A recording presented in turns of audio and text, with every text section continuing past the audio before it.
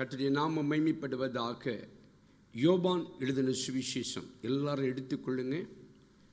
19வது அதிகாரம் முதல் 6 வசனங்களை சேர்ந்து வாசிக்க போகிறோம்.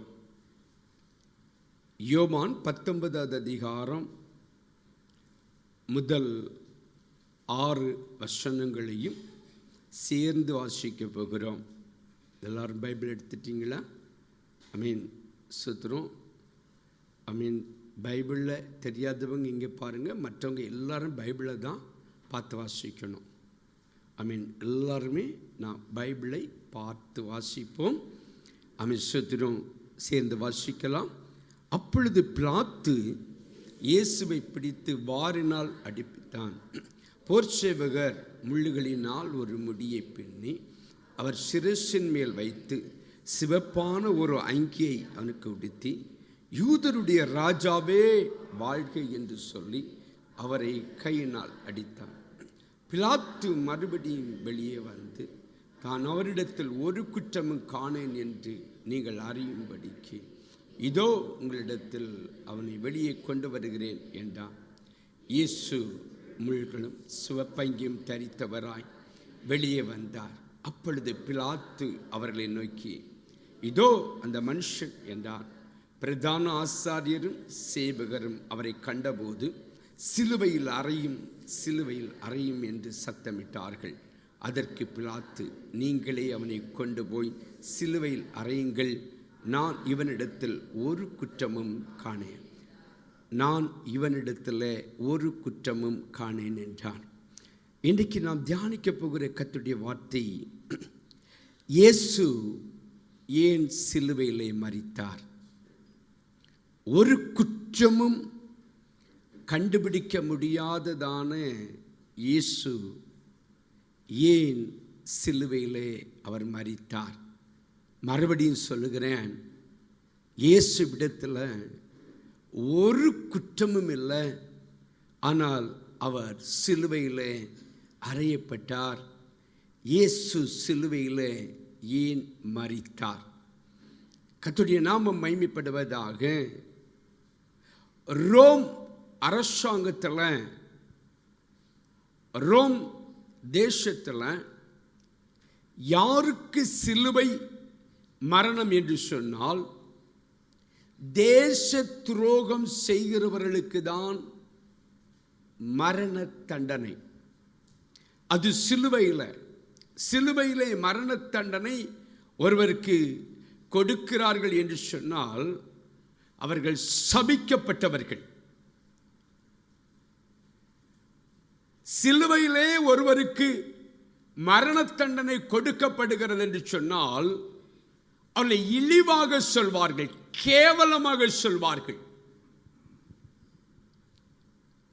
இந்த சிலுவையிலே கொலை செய்யப்படுகிறவன், பழைய நியாயப்பிரமாண புத்தகத்திலும் சொல்லப்பட்டிருக்கிறது, அவன் பாளையத்துக்கு புறம்பே அவன் அறையப்பட வேண்டும். தேவன் கூட, கர்த்தர் கூட ஒரு சபிக்கப்பட்ட ஒரு அனுபவத்தில் தான் இந்த காரியம் சொல்லப்பட்டிருக்கிறது. வேதத்தில் வாசிக்கிறோம். கலாத்தியர் 3வது அதிகாரம் 13வது வசனத்தை வாசிங்க பார்க்கலாம். கலாத்தியர் 3வது அதிகாரம் 13வது வசனம். மரத்திலே தூக்கப்பட்ட எவனும் சபிக்கப்பட்டவன் என்று சொல்லி எழுதியிருக்கிறபடி, நல்ல கவனிங்க, மரத்திலே தூக்கப்பட்ட எவனுமே அவன் சபிக்கப்பட்டவன் என்று சொல்லி எங்கே எழுதியிருக்கிறது?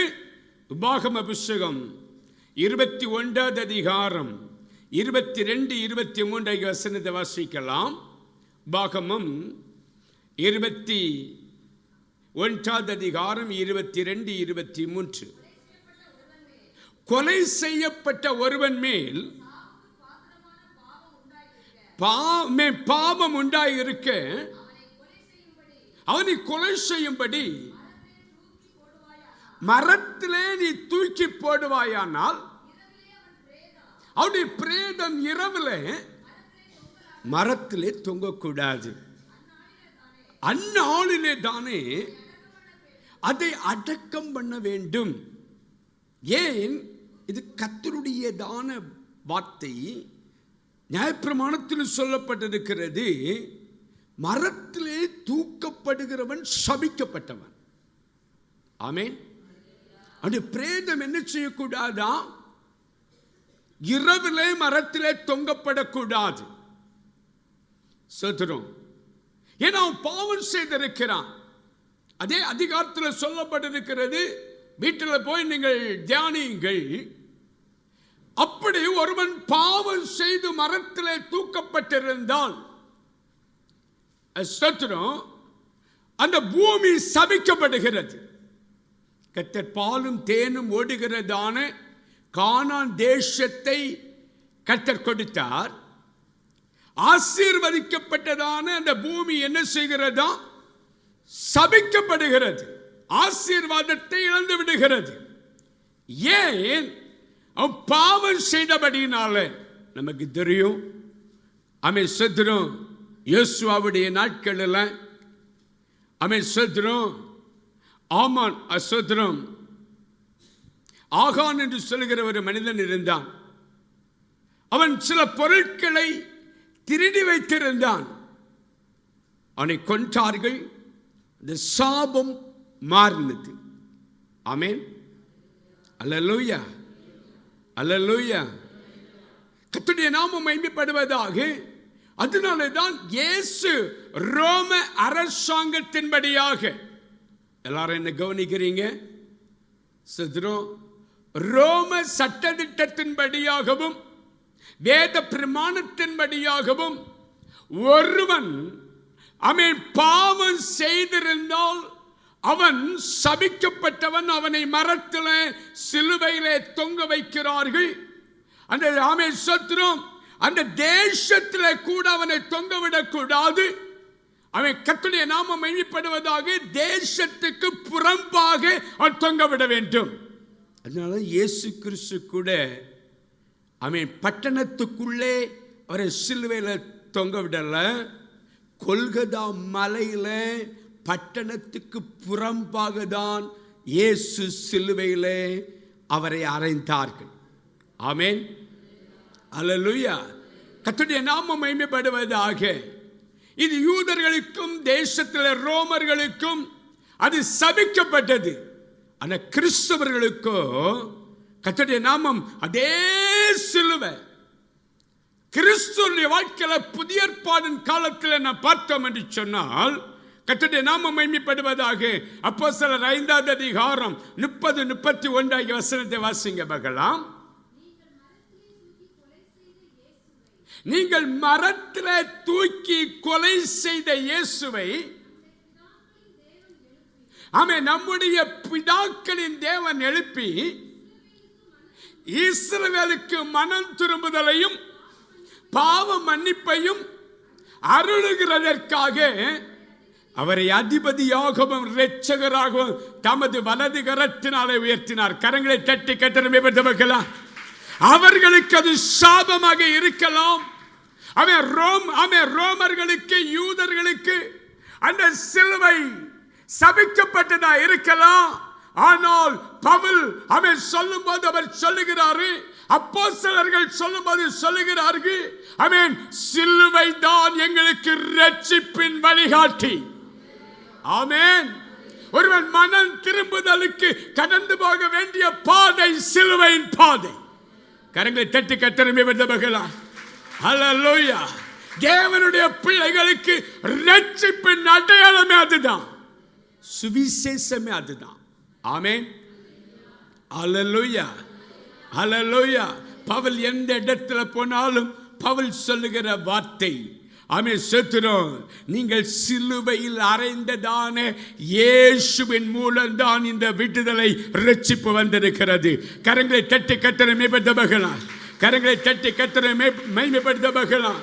அதனாலதான் அப்போஸ்தலர் 10ஆம் அதிகாரம், ஆமென் சோத்திரம், ஆமென் 39-40 வசனத்தை வாசிக்கலாம். யூதருடைய தேசத்திலும் எருசலேமிலும் தாம் செய்தவைகள் எல்லாவற்றிற்கும் நாங்கள் சாட்சிகளாய் இருக்கிறோம். அவரை மரத்திலே தூக்கி அவரை கொலை செய்தார்கள். 3ஆம் நாளிலே தேவன் அவரை எழுப்பி, ஆமென், ஆமென், கர்த்தருடைய நாமம் மகிமைப்படுவதாக.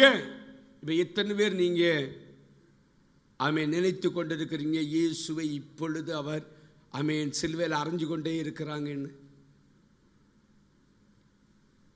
இயேசு உயிர்த்தெழுந்து இப்போது நம்மோடு உலாவிக் கொண்டிருக்கிறார்.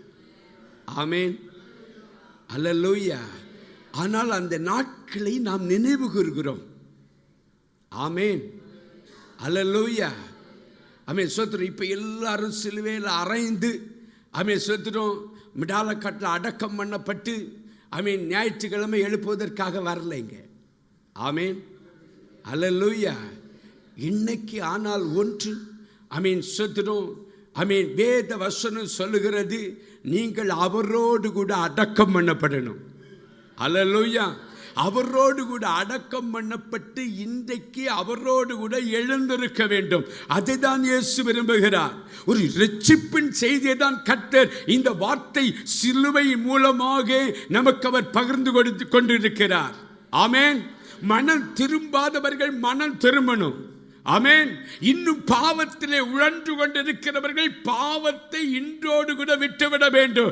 ஏன்னா இயேசு சிலுவையில் ஏன் மரித்தார்? அவர் குற்றமற்றவர். குற்றம் உள்ளவர்களை தான் சிலுவையில் அறையணும். குற்றம் இல்லாத இயேசுவை சிலுவையில் அறைந்தாங்க. எதற்காக? எனக்காகவும் உங்களுக்காகவும் நம்மளை மீட்டுக் கொள்ளும்படியாக தான் இயேசுவை சிலுவையில் அறைந்தார்கள், நாம் ரட்சிக்கப்படும்படியாக. ஆமென், அல்லேலூயா, அல்லேலூயா. இனி காலம் செல்லாது. தேவனுடைய பிள்ளைகளே, ஒரு கடைசி காலத்தில் நாம் வாழ்ந்து கொண்டு இருக்கிறோம். கர்த்தருடைய நாமம் மகிமைப்பட நாளைக்கு நான் மனம் திரும்பலாம், மறுநாளில் மனம் திரும்பலாம், இந்த ஆண்டின் கடைசியில் மனம் திரும்பலாம். ஆமென் சோத்திரம். ஆமென். கர்த்தர் நம்முடைய இருதய கதவை அவர் தட்டி கொண்டே இருக்கிறார். கரங்களை தட்டி கர்த்தரை மேம்படுத்தலாம். கரங்களை தட்டி உற்சாகமாக ஆமென் சோத்திரம். இந்த நாட்களில் விட வேண்டிய காரியங்களை எல்லாவற்றையும் விட்டுவிட வேண்டும். ஆமென் சோத்திரம். ஆமென். கர்த்தருடைய நாமம் மகிமைப்படுவதாக. அந்த இரட்சிப்பின் சந்தோஷம் நமக்குள்ளே கடந்து வர வேண்டும் என்று சொன்னால், நியாயாதிபதிகளின் புத்தகத்திலே நாம் தியானித்தோம். அவர்கள் எந்த விக்கிரக ஆராதனைகள் பொல்லாத கிரியைகள் எல்லாவற்றையும் விட்டபோது இயேசு மனதுருகி மனஸ்தாபப்பட்டு மறுபடி உயிர்ப்பித்தது போல இந்த நாட்களில் நம்மளை உயிர்ப்பிக்க அவர் விரும்புகிறார். அல்லேலூயா, அல்லேலூயா. ஆமென் சோத்திரம். அதனால ஆமென் நம்ம உள்ளத்துல சொல்லிட்டே இருக்கணும், இயேசுவே உம்மை போல மாற்றும். ஆமென், ஆமென், அல்லேலூயா. சத்தமா சொல்லுங்க மகன், அல்லேலூயா. உம்மை போல நீர் மாற்றுவீராக. கரங்களை வைத்து சொல்லுங்க, இயேசுவே உம்மை போல மாற்றும். இயேசு சிலுவையில் ஏன் மரித்தார்? ஆமென். இப்ப கையை கவனித்துக் கொள்ளுங்க.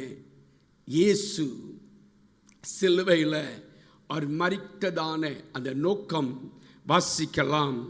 ஏசாயா 53 அதிகாரம் 3வது வசனத்திலிருந்து வாசிக்கலாம். அவர் அசட்டை பண்ணப்பட்டவரும் மனுஷரால் புறக்கணிக்கப்பட்டவரும் துக்கம் நிறைந்தவரும்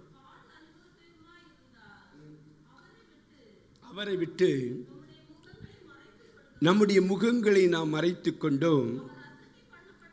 அவர் அசட்டை பண்ணப்பட்டிருந்தார், அவரை எண்ணாமற் போனோம். மெய்யாகவே அவர் நம்முடைய பாடுகளை ஏற்றுக்கொண்டு நம்முடைய துக்கங்களை அவர் சுமந்தார். நாமும் வாதிக்கப்பட்டு எண்ணினோம். நல்ல கவனிங்க, நம்முடைய மீறுதல்களின் நிமித்தம் அவர் காயப்பட்டு தம்முடைய அக்கிரமங்களின் நிமித்தம் அவர் நொறுக்கப்பட்டார். நமக்கு சமாதானத்துவம் உண்டு பண்ணும் ஆக்கினை அவர் மேல் வந்தது. அவருடைய தழும்புகளால் குணமாகிறோம். ஆடுகளைப் போல வழி தப்பி திரிந்து அவனவன் தந்தன் வழிகளை போனோம். கர்த்தரோ ஆமை எல்லாருடைய அக்கிரமத்தையும் அவர் மேல் விழப்பண்ணினார். கவனித்துக் கொள்ளுங்க. கர்த்தருடைய நாமம் மகிமைப்படுவதாக.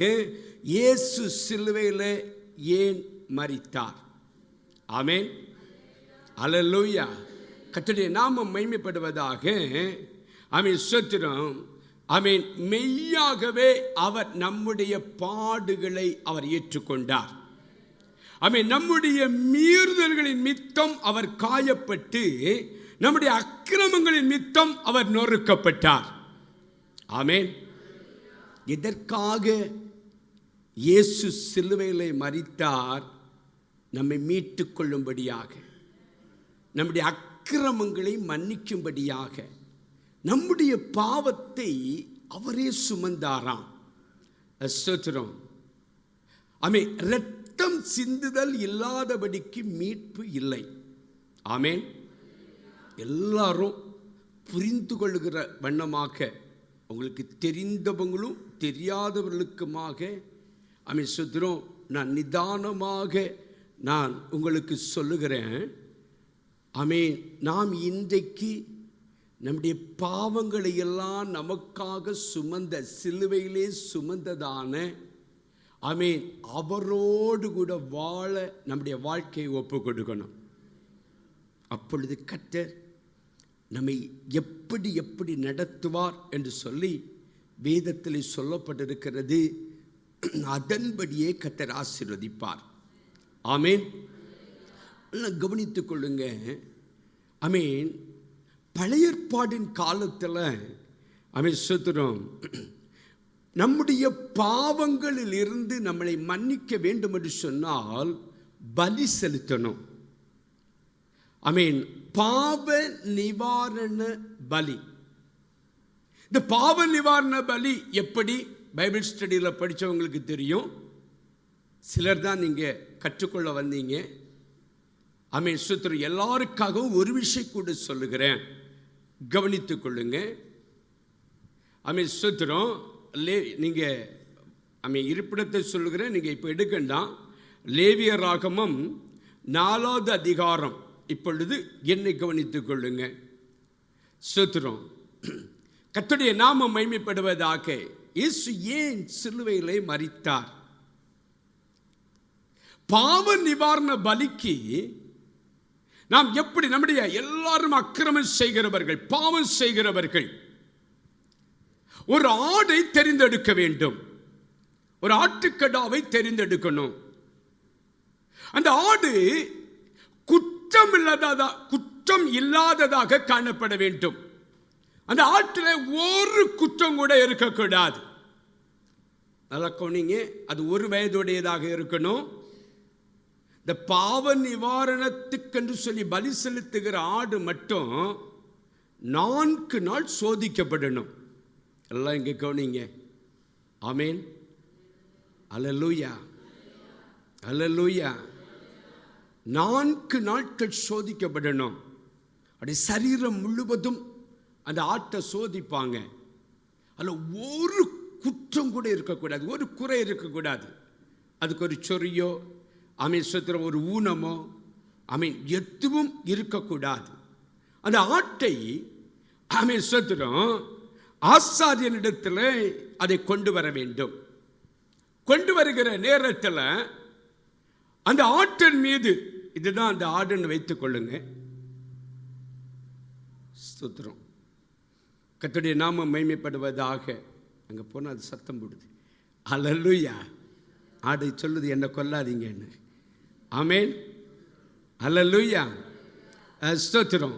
இதுதான் ஆடுன்னு வைத்துக் கொள்ளுங்க. ஏன்னா நான் இதை பலிபீடமாக வைப்பதற்காக தான் சொன்னேன். ஸ்தோத்திரம். ஒரு சேரை போட்டுக் கொள்ளுவோம். வேண்டாம், இது சேர். தேங்க்ஸ். என்ன நீங்கள் மறக்காமல் இருப்பதற்காக. ஆமென். இப்போ ஆடு இந்த ஆடு இங்கே பலி செலுத்தப்பட வேண்டியது, இப்போ உங்களுக்காக தான் பலி செலுத்துகிறேன், கவனித்துக் கொள்ளுங்க. குற்றம் இல்லாததாக இருக்க வேண்டும். நம்ம வாசித்ததான இந்த வேத வசனத்தில் நம்ம கவனித்தோம். யோவான் எழுதின சுவிசேஷத்தில் அவரிடத்தில் ஒரு குற்றமும் இல்லை, ஒரு குற்றமும் இல்லை. இப்போ இந்த ஆடு பாருங்க, இப்பொழுது குற்றம் இல்லாததான ஆடு பேசாம நிற்கிறது, தன்னை முற்றிலும் அர்ப்பணித்து நிற்கிறது. சத்துரும் கொண்டு வந்தவர் இப்ப என்ன செய்யணும்? கர்த்தருடைய நாமம் மகிமைப்படுவதாக இதன் மீது கை வைக்கணும். இந்த ஆட்டுக்கு தலையின் மீது என்ன செய்யணும்? கை வைக்கணும். சத்துரும் ஆசாரியன் அந்த ஆட்டினுடைய கழுத்தை வெட்டி சத்துரும் அதனுடைய இரத்தத்தை எடுத்து சத்துரும் நேர, உங்களுக்கு தெரியும் ஆசரிப்பு கூடாரம் 3 விதத்தில் பிரிக்கப்பட்டிருக்கும். பிரகாரம், பரிசுத்த ஸ்தலம், மகாபரிசுத்த ஸ்தலம். ஒரு திரைச்சீலை போடப்பட்டிருக்கும். அதுக்கு அந்த பக்கம் மகாபரிசுத்த ஸ்தலம். அந்த மகாபரிசுத்த ஸ்தலத்தில் தான் கிருபாசனம் இருக்கும், தூபபீடமும் இருக்கும். பரிசுத்த ஸ்தலத்தில் ஒரு மேசை போடப்பட்டிருக்கும், ஒரு குத்துவிளக்கு இருக்கும். பிரகாரத்தில் பலிபீடம் இருக்கும். சத்துரம் இதான் பலிபீடம் வைத்துக் கொள்ளுங்க. ஒரு பலிபீடம் இருக்கும். சத்துரம் ஒரு வெங்கல தொட்டி இருக்கும். அதில் கழுவிட்டு, கால் கழுவிட்டு தான் உள்ள வர வேண்டும். முக்கியமாக பலிபீடம் அந்த பிரகாரத்தில் இருக்கும். பலிபீடத்தில் எல்லா ஜனங்களும் வரலாம். இந்த பிரகாரத்தில் பரிசுத்த ஸ்தலத்தில் ஆசாரியன் லேவியன் மட்டும்தான் வர முடியும். மகாபரிசுத்த ஸ்தலத்தில் பிரதான ஆசாரியன் மட்டும்தான் போக முடியும். புரிஞ்சுதா? இயேசு ஏன் சிலுவையிலே மரித்தார்? கர்த்தருடைய நாமம் மகிமைப்படுவதாக. இப்போ சத்துரும் இந்த ஆட்டுடைய இரத்தத்தை பிரதான ஆசாரியன் கையில் வாங்கி அவன் பிரகாரத்தில் அங்கே கிருபாசனம் இருக்கும். தன்னுடைய கையினாலே அதை முக்கி 7 முறை அதன் மீது தெளிக்க வேண்டும். இத்தனை முறை தெளிக்கணும்? 7 முறை தெளிக்கணும். அங்கேதான் தூபபீடம் இருக்கும், அந்த கொம்பு இருக்கும். அதில் கொஞ்சம் இரத்தத்தை பூசணும். மீதி இரத்தத்தை பலிபீடத்தில் கொண்டு என்ன செய்யணும்? ஊற்றிவிட வேண்டும். அதை சுற்றி என்ன செய்யணும்? ஊற்றிவிட்டு இந்த ஆடை அமைச்சத்தை நல்லா கவனித்துக் கொள்ளுங்க. எப்படி பலி செலுத்துவாங்கன்னா, நீங்கள் மைண்டில் வைத்துக் கொள்ளுங்க. இந்த ஆடு குற்றமில்லாத ஆடு, எந்த குறையும் அந்த ஆட்டில் இல்லை. அமைச்சத்திரம் அதை தொலி உரித்து அதனுடையதான கொடல், பெருங்கொடல் சுற்றி இருக்கிறதான கொழுப்பு, சிறு குடலை சுற்றி இருக்கிறதான கொழுப்பு, கல்லீரல் பக்கத்தில் இருக்கிற சவ்வு, 2 கிட்னி, இவைகளை மட்டும் எடுத்து பலிபீடத்தில் தீயை போட்டு அதில் தகனிக்கணும். பாவ நிவாரண பலிக்கு 5 விதமான பலிகள் உண்டு. அதில் பாவ நிவாரண பலிக்கு சுத்திரம் அதனுடையதான பெருங்குடல், சிறுகுடல், அதை சுற்றி இருக்கிற கொழுப்பு, சுத்திரம் அது கல்லீரல் பக்கத்தில் இருக்கிற சவ்வு, 2 கிட்னி, இவைகளை கொண்டு வந்து அதை தகனிக்கணும். மீதி பாவ நிவாரண பலிக்கு பார்த்தீங்கன்னா மீதி உள்ளதை துண்டாக்கி அதனுடைய தோல், அதனுடைய சதை, என்னெல்லாம் உண்டோ கொடல் எல்லாம் பாளையத்துக்கு புறம்பே கொண்டு போட்டு அக்கினியிலே எரித்து விட வேண்டும். ஸ்தோத்திரம். இதுதான் பாவ நிவாரணம். ஒரு மனிதன் பாவம் செய்தால் குற்றமில்லாத ஒரு ஆடை என்ன செய்யணும்? பலி செலுத்தணும். 2வது கவனித்துக் கொள்ளுங்க. வேதத்தில் சொல்லப்பட்டிருக்கிறது, கர்த்தருடைய அதே ஏசாயா தீர்க்கதரிசியின் புத்தகத்தில், நம்முடைய மீறுதல்களின் மித்தம் அவர் காயப்பட்டு நம்முடைய அக்கிரமங்களின் மித்தம் அவர் நொறுக்கப்பட்டார். சத்துரம் 6வது வசனத்தில் கர்த்தரோ நம் எல்லாருடைய அக்கிரமத்தையும் அவர் மேல் விழப்பண்ணினார். ஆமென். அல்லேலூயா. நம்முடைய அக்கிரமங்களை எல்லாம் அவரே சுமந்து கொண்டாராம். ஆமென். எத்தனை பேர் புரியுது? அல்லேலூயா. எல்லாம் சொல்லுங்க, பாஸ்டர் அந்த 7 வார்த்தையும் கேட்க வந்தேன். ஆமீன். சோத்திரம். நீங்கள் கேட்டு ஆமீன். இயேசு சொன்னா, பிதாவே இவர்களுக்கு மன்னியும். ஆமீன். யார் நீங்கள் மன்னிச்சிருக்கிறீங்களா? அதுக்கப்புறம் 1 வருஷம் ஆகியும் சோத்திரம். இன்னைக்கு பலியாடாக மாறிட்டு கர்த்தரிடத்தில் ஒப்பு கொடுத்துட்டு அவரோடு கூட ஜீவிக்க நம்ம வாழ்க்கை ஒப்பு கொடுப்போம். ஆமென். அல்லேலூயா. அல்லேலூயா. கவனிங்க, கர்த்தருடைய நாமம் மகிமைப்படுவதாக. இப்ப வேதத்தில் சொல்லப்பட்டிருக்கிறது, அவர் எப்படி நம்முடைய தானே அக்கிரமத்தை அவர் சுமந்தார். இயேசு எப்படி சுமக்க முடியும்? கர்த்தருடைய நாமம் மகிமைப்படுவதாக. ஆமென்.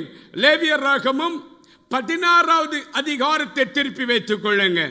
லேவியராகமம் 16வது அதிகாரம் திருப்பி வைத்துக் கொள்ளுங்க. ஆமென். ஸ்தோத்திரம். கர்த்தருடைய நாமம் மகிமைப்படுவதாக. இப்ப கவனித்துக் கொள்ளுங்க. நீங்க திருப்பினா போற வாசிக்க, நான் சொல்லுகிற வசனத்தை மட்டும் வாசிங்க. ஆமென். அல்லேலூயா. இல்லாட்டா அதை பார்த்துட்டே தூங்கிடுவீங்க. ஸ்தோத்திரம். அதனால எல்லாரும் என்ன கவனிங்க. கர்த்தருடைய நாமம். கரங்களை தட்டி கர்த்தரை மகிமைப்படுத்த பார்க்கலாம். கரங்களை தட்டி கர்த்தரை மகிமைப்படுத்த பார்க்கலாம். கர்த்தருடைய நாமம் மகிமைப்படுவதாக. கவனித்துக் கொள்ளுங்க. அங்கே சொல்லப்பட்டிருக்கிறது, ஆமென், பாவ நிவாரண பலிக்காக ஒருவருடைய அக்கிரமத்தை ஆமென் சுமக்கும்படியாக 2 வெள்ளாடுகளை தெரிந்தெடுக்கணும். எத்தனை வெள்ளாடு? 2 வெள்ளாடு. வெள்ளாடுன்னா நம்ம வீட்டில் வளர்க்கிறதான ஆடுகள், கட்டி போட்டு வளர்க்கணும் இல்லை, அது வெள்ளாடு. செம்மறி ஆடுன்னா கூட்டம் கூட்டமாக திருநெல்வேலி பக்கம், வள்ளியூர் பக்கம், மற்ற பகுதிகளில் வளர்க்குறாங்க இல்லை, அது செம்மறி ஆடு. ஆமேன். ஆமேன். ஆமேன். இப்போ வெள்ளாடுகளிலே 2 ஆடு எடுக்கணும். 2 ஆடு எடுத்து ஆமேன் சத்துரும் கர்த்தருடைய நாமம் மகிமைப்படுவதாக. ஆமேன் சத்துரும். இப்போ தம்பி இங்கே வா. ஆமேன். இங்கே என்னட்டு வா. இப்படி வா. அப்படியே வா. சோத்திரம். அவன்தான் ஆமீன் சோத்திரம் ஆடு கொண்டு வந்து அவனுடைய இது வருஷத்துக்கு ஒரு முறை என்ன செய்யணும்? கண்டிப்பா பலி செலுத்தணும். ஆமீன். நம்ம வருஷந்தோறும் குட் ஃப்ரைடே கொண்டாடுறேன்ல, ஆமீன். அதே போல வருஷந்தோறும் இந்த ஆடை என்ன செய்யணும்? பாவ நிவாரண பலியாக எல்லாருமே கண்டிப்பா பலி செலுத்தணும். இப்போ இவன் 2 ஆடு கொண்டு வந்திருக்கான், வெள்ளாடு. ஆமீன். 2 ஆடு கொண்டு வந்திருக்கிறான். அந்த 2 ஆட்டை என்ன செய்யணும் தெரியுமா? இங்க கவனிங்க, ஆட்டுக்குட்டியை கவனிக்காதீங்க. ஆமீன் சுத்திரம். பின்னாடி ஆட்டுக்குட்டியை கவனிக்கிறாங்க. ஆமீன். அல்லேலூயா. அல்லேலூயா. ஆமீன். கவனம் சிதறக்கூடாது. யார் என்ன செய்தாலும் சரி, இடி விழுந்தாலும் சரி. ஆமீன் சோத்திரம். நீங்க என்ன கவனித்துக் கொள்ளுங்க. அப்பதான் இயேசு, குற்றமில்லாத இயேசு ஏன் அடிக்கப்பட்டார்னு நமக்கு புரியும். ஆமீன் சோத்திரம். இப்ப இந்த 2 ஆடுகளை இவன் கொண்டு வந்திருக்கிறான். 2 நிக்கிறது, வெள்ளாடு. 2 பேர்ல சீட்டு போட வேண்டும். 2 ஆட்டுக்கு பேர்ல என்ன செய்யணும்? ஒரு சீட்டை எழுதி கர்த்தருடைய நாமம் மகிமைப்படுவதாக. ஆமீன். இங்க 2 பெண் இருக்கு பாருங்க, 2 சீட்டுன்னு வைத்துக் கொள்ளுங்க. ஆமீன் சோத்திரம். பழைய ஏற்பாடின் காலத்தில் உங்களுக்கு நல்லா தெரியும், சீட்டு போட்டால் கரெக்டாக விழும். கடந்த நாட்களை தியானித்தோம். ஆமீன். யார் ஆமீன் சாப்பிட்டது, யார் தேனை கொடுத்தது? ஆமீன் சவுலின் மீதும் ஆமீன் யோனத்தான் மீதும் சீட்டு விழுந்து, அந்த சீட்டை மறுபடியும் என்ன செய்தாங்க? குலுக்கி போட்டாங்க. யார் மேல் விழுந்தது? யோனத்தான் மீது அந்த சீட்டு கரெக்டாக விழுந்து. ஆமீன். ஆமீன் நினிவைக்கு ஆமீன் கர்த்தர் யோனாவை போக சொன்னாரு. அவன் தர்ஷீசுக்கு போனான். யார் மீது இந்த குற்றம் வந்து சீட்டு போட்டாங்க? யாருக்கு மேல விழுந்து? கரெக்டா விழுந்தது. அதே மாதிரி ஆமீன் கவனித்துக் கொள்ளுங்க. இப்ப 2 ஆமீன் சத்துரம் ஆமீன் ஆடு இருக்கிறது. ஆமீன். 1 ஆமீன் சத்துரம் சோப்பாடு. ஆமீன். 1 வெள்ளாடு, வெள்ளையும் கருப்பும். ஆமீன். இதை என்ன செய்யணும்? இப்படி குலுக்கி இங்கே போட வேண்டும். அல்ல ஒரு ஆடு ஒரு சீட்டை எடுத்த உடனே கொண்டு வந்ததுல இப்ப என்ன செய்கிறது? ஒரு ஆடு சொத்துறோம் இப்ப ஒதுக்கப்படும். இதான் ஒரு ஆடு. முதல் பாவ நிவாரண பலிக்காக கொண்டு வரப்பட்டதான ஆடு. அவன் சொத்துறோம். இப்ப என்ன செய்ய வேண்டும்? இவன் இந்த கையில சொத்துறோம் கொண்டு வந்தவன் இந்த ஆட்டின் மீது என்ன செய்யணும்? கைய எல்லா இடத்துலையும் கொண்டு வந்தவங்க ஆடு வைக்கணும். ஒரு இடத்துல மட்டும் ஆசாரியன் வைக்கணும். நான் சொல்லி தர்றேன். கர்த்தருடைய நாமம் மகிமைப்படுவதாக. இப்ப கையை வைத்த உடனே சொத்துறோம் இதை வெட்டி அந்த இரத்தத்தை எடுத்து முதலாவது பலி செலுத்தினது போல, பாவ நிவாரண பலி செலுத்தினது போல அந்த இரத்தத்தை கிருபாசன தண்டையில அதுல ஊற்றிட்டு சொத்துற தூபபீடத்தின் கொம்புலையும் அதை தடவி விட்டு மீதிய பலிபீடத்தில் சுற்றி ஊற்றிவிட்டு அதனுடையதான கொழுப்பு, எதில் உள்ள கொழுப்பு? பெருங்குடல், சிறுகுடல் சுற்றி இருக்கிற கொழுப்பு, கல்லீரல் பக்கத்தில் உள்ள சவ், 2 கிட்னி, இதை மட்டும் என்ன செய்யணும்? தகனிக்கணும். மீதிய பாளையத்துக்கு புறமே என்ன செய்யணும்? சுட்டுவிட வேண்டும். ஆமென், அல்லேலூயா. இனி ஒரு ஆடு இருக்கிறது. இந்த ஆடு என்ன செய்யணும்னா இங்கே விடப்பட்டிருக்கிறது. இப்போ நீங்கள் நின்னுக்க, ஆசாரியன் 2 கையை இப்படி வைக்கணும். ஆட்டுக்கு தலையில் என்ன செய்யணும்? 2 கையும் வைக்கணும்.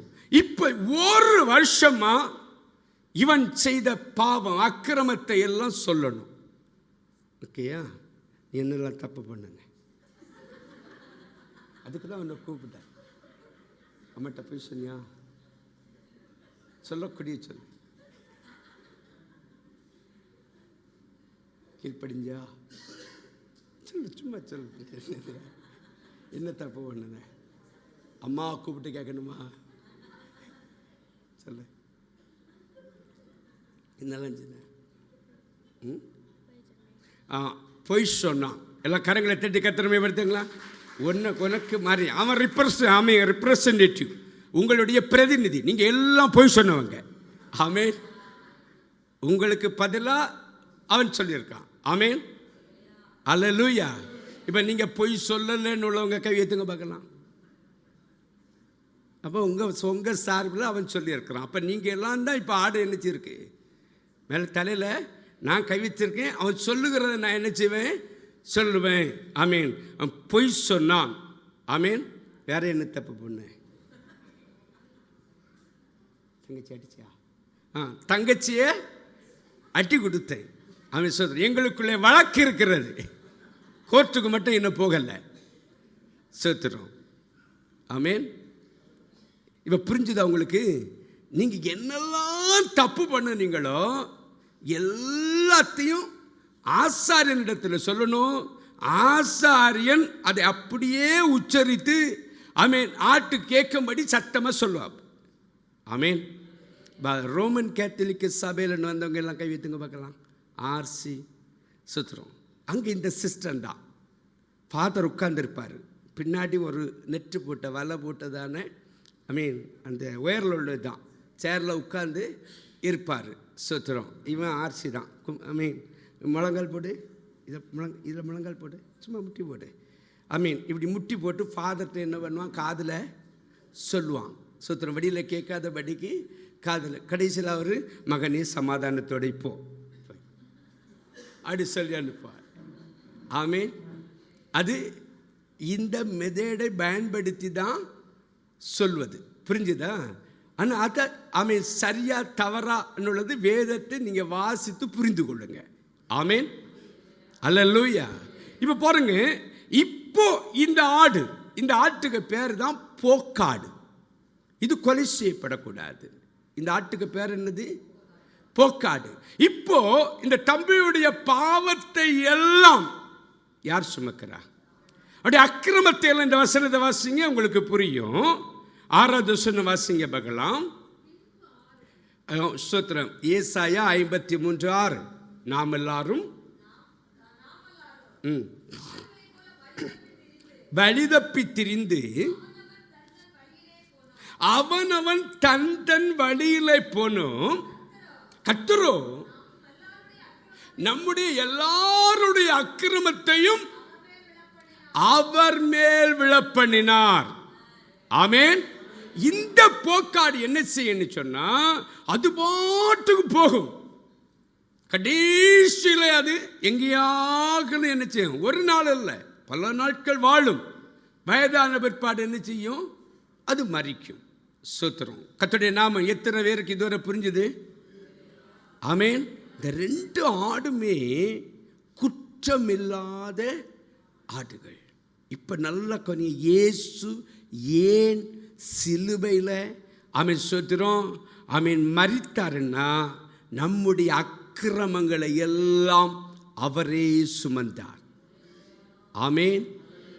அல்லேலூயா, அல்லேலூயா. நம்முடைய அக்கிரமங்கள், நம்முடைய துன்மார்க்கங்கள், நம்முடைய கிரியைகள், நம்முடைய பாவங்கள் ஆமென் நமக்காக அவர் அடிக்கப்பட்டு ஆமென் சத்துரும் பாருங்க, ஒரு ஆட்டை போல. ஆமென். இப்ப அவர் இயேசுவை பற்றி நம்ம பார்க்க போறோம். அவர் எப்படி அடிக்கப்பட்டார், அவர் எப்படியாக்கு நமக்காக நொறுக்கப்பட்டார். மறுபடியுமாக ஆமென் சத்துரம் யோவான் எழுதின சுவிசேஷம் ஆமென் 19வது அதிகாரம் முதல் வசனத்தில் என்ன வாசிங்க பார்க்கலாம். அப்பொழுது பிலாத்து வாரினால் அடிப்பித்தான்.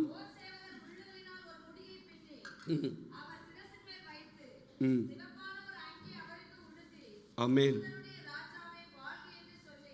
யூதருடைய ராஜாவை வாழ்க என்று சொல்லி அவரை கையினால் அடித்தார்கள். கடைசி வசனத்தை வாசிக்கிறோம்.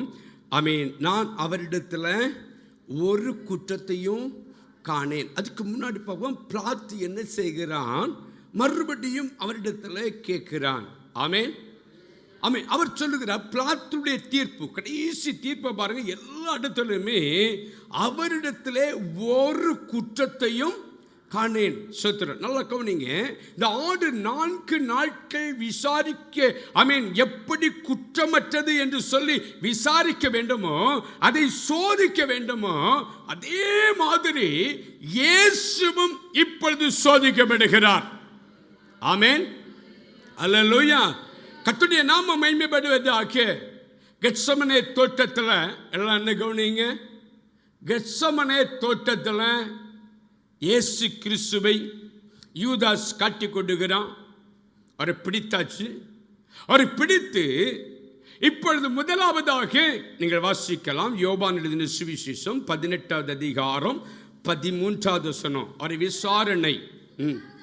முதலாவது அவரை ஆமென் அன்னாள் ஆமென் அண்ணானிடத்தில் அண்ணாட்ட கொண்டு போனார்கள். அண்ணாவிடத்தில் சோத்திரம். நல்லா கவனிங்க. முதல்ல இயேசுவை பிடித்தாச்சு. ஆமென்.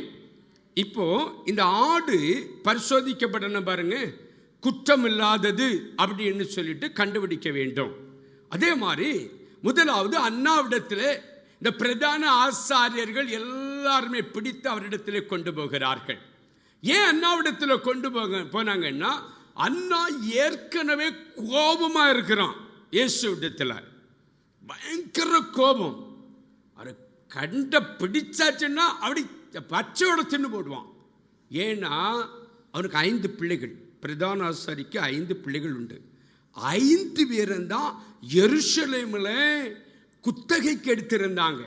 இயேசு கிறிஸ்து பவனி போய் என்னுடைய வீடு ஜெப வீடுன்னு சொன்னாரே, அந்த புறா விற்கிறது இந்த அண்ணாவுடைய பிள்ளைகள் தான். அவங்க கேரபு தான், காசுக்காரர்கள் அவங்க தான். அங்கே ஆடு விற்கிறது அவங்க தான். அவங்க கொடுக்கிற பொருளை தான் வாங்கணும். குத்தகைக்கு எடுத்திருந்தார்கள். நம்ம சில மீன் கடைகளை குத்தகைக்கு எடுப்பாங்க பாருங்க, அதே மாதிரி இவர்கள் குத்தகைக்கு எடுத்திருக்கிறார்கள். ஆனால் இயேசு என்ன பண்ணினாரு? சாட்டையை கொண்டு போய் என்னுடைய வீடு ஜெப வீடு, நீங்கள் அதை கள்ளர் குகை வியாபார ஸ்தலமாக மாற்றி விட்டீர்கள் என்று சொல்லி அடிச்சு நொறுக்கினார் பாருங்க. இப்ப வியாபாரத்தில் நஷ்டம், அங்க வியாபாரமே இல்லை. ஆமென். அதனால அவனுக்கு எப்படி இருக்கும்? சந்தோஷமாட்டா இருக்கும். எப்படா பிடி கிடைக்கும், எப்படா இயேசுவை பார்க்கலாம், ஒரு அட்டியாவது கொடுக்கணும்னு காத்திருக்கிறான். அதை அறிந்ததான ஜனங்கள் அண்ணாவிடத்தில் கொண்டு விடுகிறார்கள். அவன் சத்துரும் அண்ணாவிடத்தில் கொண்டு போனவுடனே அண்ணா அவனை விசாரிக்கிறான். கர்த்தருடைய நாமம் மகிமைப்படுவதாக. 18வது அதிகாரம் 22, 23 ஆகிய வசனத்தில் வாசிக்கிறோம். முதலாவதாக அண்ணா அவரை இயேசுவை கன்னத்திலே அடிக்கிறான். ஆமென், அல்லேலூயா, அல்லேலூயா. ஆமென். மற்றவங்க ஆமென், பிரதான ஆசாரியனுக்கு நீர் இப்படியா பதில் சொல்வது என்று சொல்லி கேட்டு அவரை அடிக்கிறார்கள். ஆமென். அங்கிருந்து காய்பாவிடத்துக்கு அனுப்புகிறான். இரண்டாவது எங்க அனுப்புகிறான்? ஆமென், ஸ்தோத்திரம். ஆமென். 2 பேரும் மாமன்மார் தான். ஆமென். இதுவரை சண்டையில் இருந்தாங்க. இப்போ இந்த பிரச்சனை இயேசு பிடித்த உடனே அவன் இயேசுவை காண ஆசையா இருந்தான். கர்த்தருடைய நாமம் மகிமைப்படுவதாக. இதுவரை அவன் பார்த்ததே இல்லை இயேசுவை, பார்க்க ஆசையா இருந்தான். ஆனாலும் அந்த உள்ளத்துல இயேசுவுக்கு விரோதமாக தான் எழுப்பி நிற்கிறான். ஆமென், அல்லேலூயா. கர்த்தருடைய நாமம் மகிமைப்படுவதாக. ஆமென். யோவான் 18வது அதிகாரம் 24வது வசனத்தில் வாசிக்கிறோம். ஆமென். அண்ணா என்பவன் போதும். கர்த்தருடைய நாமம் மகிமைப்படுவதாக. அல்லேலூயா, அல்லேலூயா. அங்கு வைத்து என்ன செய்கிறார்கள்? அவன் சத்துரும். அவன் லூக்கா 22வது அதிகாரம் 63, 64, 65 வசனத்தை வாசிங்க பார்க்கலாம். ஸ்தோத்திரம். வெளியில போய் லூக்கா 22வது அதிகாரம் 63வது வசனம். மனுஷர் பாருங்க, இது காய்பாவுடைய வீட்டில் வைத்து நடக்கிறது. நல்ல கவனிங்க. அவரை பரியாசம் பண்ணி அவரை அடித்து அவருடைய கண்களை கட்டி அவருடைய முகத்தில் அறைந்து, உன்னை அடித்தவன் யார்? அதை ஞான திருஷ்டியினாலே சொல்லென்று கேட்டதுமன்றி அநேக தூஷண வார்த்தைகளை பேசுகிறார்கள். இயேசு பாருங்க, அற்பட்ட பாடுகள் நமக்காக. ஆமென். நம்ம ஒவ்வொருவருக்காக. இப்ப குற்றமற்றவர் என்று சொல்லி நிரூபிக்கப்படணும். சுத்திரம். ஒரு கண்ணை கட்டிக்கிறாங்க, அடிச்சுட்டு சொல்றாங்க, நீ தீர்க்கதரிசி தானே. அன்னைக்கு ஞான திருஷ்டிக்காரங்கன்னு சொல்லுவாங்க, இல்லைன்னா தீர்க்கதரிசின்னு சொல்லுவாங்க. ஆமென். யார் அடிச்சதுன்னு சொல்லு. அவரை தேவையில்லாத வார்த்தைகளை பேசுகிறாங்க, தூஷணமான வார்த்தைகளை பேசுகிறாங்க. பாவிகளோடு கூட சாப்பிட்டார். பலவிதமான வார்த்தைகளை அவர் பேசுகிறாங்க. கர்த்தருடைய நாமம் மகிமைப்படுவதாக. அவன் சுத்திரம் பாருங்க, ஒரு ஆட்டை போல பேசாம வாய் திறவாமல் இருந்தார். ஆமீன். பழைய ஏற்பாட்டிலே ஒரு ஆடு அடிக்கப்பட வேண்டும். அதற்கு பகரம்தான் இயேசு நம்முடைய பாவங்களுக்காக அவர் தூஷண வார்த்தைகள். ஆமீன். அவரை அடிக்கிறாங்க. ஆமீன். 67வது வசனத்தில் கேட்கிறாங்க, நீ கிறிஸ்துவா? ஆமீன். ஸ்தோத்திரம். நீ கிறிஸ்துவா? நீ ராஜாவா? அப்படியெல்லாம் கேட்கிறாங்க. உடனே அவர் சொல்லுகிறார், நீங்க சொல்லுகிறபடிதான். கரங்களை தட்டி கர்த்தரை பெரிதாக. உடனே அவர்கள் சொல்லுகிறார்கள், வேற என்ன சாட்சி நமக்கு வேண்டும்? ஆமென். அல்லேலூயா, அல்லேலூயா. ஆமென். ஸ்தோத்திரம். அங்கிருந்து சனகரி சங்கத்திலும் அவர்களும் சொல்லுகிறார்கள். ஆமென். அவர்களும் இதே கேள்வியை கேட்கிறாங்க. ஸ்தோத்திரம். நீ கிறிஸ்துவா? நீ தேவனுடைய குமாரனா? நான் சொன்னாலும் உங்களுக்கு புரியாது. மறுபடியும் சொல்லுகிறார், மறுபடியும் கேட்கிறார்கள். சொல்லுகிறார், ராம், நீங்கள் சொல்லுகிறபடிதான். ஆமென். ராஜாதி ராஜா. கரங்களை தட்டி கர்த்தரை மேம்படுத்த பார்க்கலாம். கரங்களை தட்டி கர்த்தரை மேம்படுத்த பார்க்கலாம். அவர்தான் கட்டாதி கத்தர், அவர்தான் ராஜாதி ராஜா. ஆமே, ஸ்தோத்திரம். கர்த்தருடைய நாமம் மகிமைப்படுவதாக.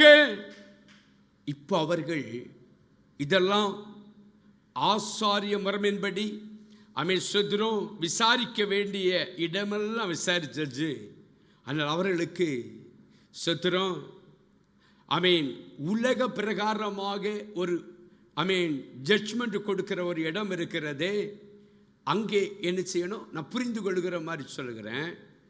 ஸ்தோத்திரம். இப்போ நம்முடைய ஸ்தாபனத்தில் அதிகமாக அந்த நடவடிக்கை இருக்காது. ஸ்தோத்திரம். ஆனால் இப்போவும் சில நேரங்களில் சில காரியங்களுக்காக ஸ்தோத்திரம் கோர்ட்டுக்கு போயிருக்கிறாங்க. ஸ்தோத்திரம். சில சபைகளில் ஒரு பிரச்சனை வந்துட்டு வைங்க, ஒரு ஸ்தாபனத்தில் ஒரு ப்ராப்ளம் வந்துட்டு வைங்க, முதல்ல என்ன செய்வாங்க? அந்த சபையோடு நிற்கும். ரெண்டாவதாக ஸ்தோத்திரம் டிஸ்ட்ரிக்ட் கமிட்டிக்கு போகும். அடுத்த பிஷப் லெவலில் போகும். ஸ்தோத்திரம். அடுத்தது இவர்களுக்கு சில கோபப்படலாம், தண்டிக்கலாம், நீ இப்படி செய்யக்கூடாது, எல்லாம் செய்யலாம். ஆனால் இவர்களுக்கு அவர்களை மரண தண்டனை கொடுக்க முடியாது. இல்லைன்னா ஸ்தோத்திரம் அவர்களுக்கு ஏற்ற தண்டனையை ஜெயிலில் அடைப்பதற்குரிய அதிகாரம் இவங்களுக்கு இல்லை. அதனாலதான் ஸ்தோத்திரம் அன்றைக்கும் அப்படிதான். ஸ்தோத்திரம். அதனாலதான் பிலாத்துவினிடத்தில் கொண்டு போகிறார்கள்.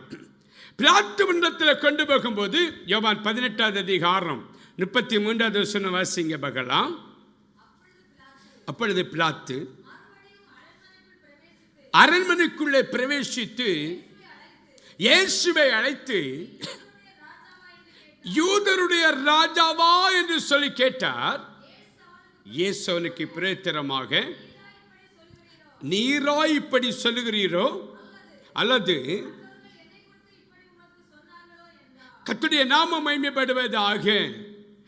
ஸ்தோத்திரம். அவர் அங்கேயும் அதே கேள்விதான் கேட்கப்படுகிறது. ஏன்னா மற்றவங்க எல்லாம் சொல்லுகிறாங்க, இவர் யூதருடைய ராஜா என்று சொன்னார் என்று சொல்லி. அதனால அதே கேள்வி கேட்டபோது அவர் அங்கே பதில் அளித்த போது ஸ்தோத்திரம் இவ கடைசியாக அனுப்ப வேண்டிய இடம் ரோம் அரசாங்கத்துக்கு. வாசிக்கலாம். லூக்கா 23வது அதிகாரம் 6வது வசனத்தில் என்ன வாசிங்க பார்க்கலாம். கேட்டபோது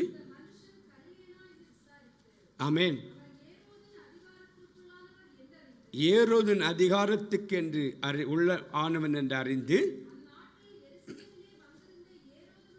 ஏரோதுவினிடத்துக்கு அவனை அனுப்பினான். ஏரோது